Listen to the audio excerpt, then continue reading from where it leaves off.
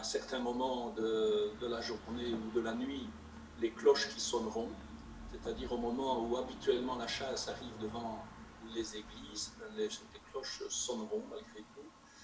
Et les tambours pourront jouer, en tout cas s'il y a des tambours dans le village, devant chez eux.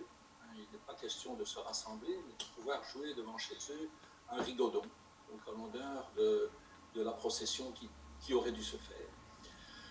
Bien évidemment, le jour de la rentrée, les cloches de tous les villages à ce moment-là sonneront à 20h.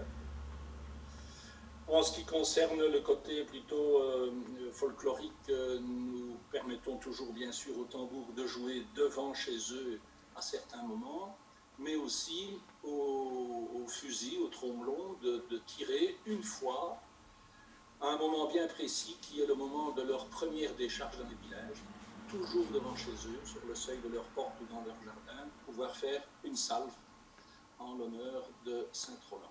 Ce qui est interdit, c'est de se balader en habit de marcheur, parce qu'à ce moment-là, ça devient du folklore. Donc ça, c'est interdit. Les rassemblements sont interdits aussi, donc les personnes qui se croisent, etc., doivent respecter les distanciations sociales qui sont demandées depuis des mois maintenant.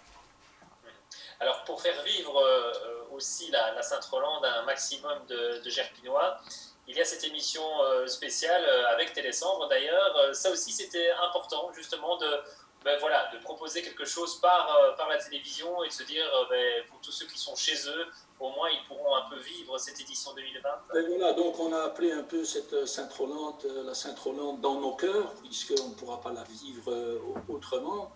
Dans le cœur, ça veut dire que ça va nous permettre de penser à certains moments du week-end à ce qu'on aurait pu faire ou dû faire et de se souvenir de bons moments vécus ensemble. Et merci beaucoup à Télésambre de vouloir faire ce reportage qui va nous permettre, je suppose, d'avoir des interviews, des images d'archives, etc. et de nous remémorer un petit peu tous ces bons moments que nous avons vécus par le passé